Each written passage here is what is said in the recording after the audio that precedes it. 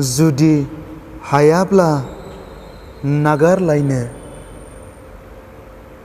हाग्रामा आरो प्रमद थिग थानायमोनब्ला NDFBफोराबो गासैबो थिग थानायमोनब्ला, एबसुआ थिगानो थानायमोनब्ला, थुनलाइ आफादाबो थिग थानायमोनब्ला, रायजो राजाफोराबो थिग थानायमोनब्ला, डक्टर हेमन्त बिश्व शर्मायालाय सोरमोन बर' माहारिखौ आलाय सिलाय खालामनो, बर' हालामाव BJP खुंथाय लाबोनो?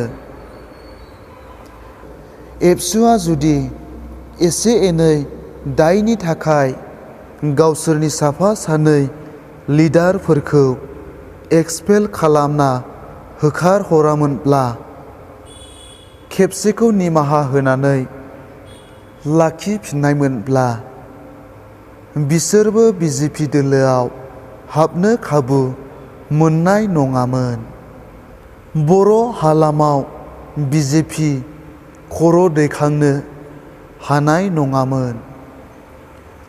NDFBफोराबो गावसोरनि दैदेनगिरिफोरखौ एक्सपेल खालाम गावस्रालायामोनब्ला, दिनै NDFBफोराबो लोरबां जाना सोरबा प्रमद सोरबा हाग्रामानि खिबुआव थानांनाय नङामोन। बिटिआरखौ गावसोरनो खुंनो हागौमोन।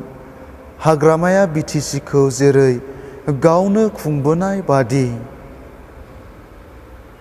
एबसुआबो अभार कनफिडेन्सखौ नागारना, प्रमद बर'आबो गावनि इग' प्रब्लेमखौ नागारना, हाग्रामायाबो गावनि इग' प्रब्लेमखौ नागारना खौसे जाफिनब्लानो बर' हालामखौ रैखा खालामनो हाफिनगोनना रोखा।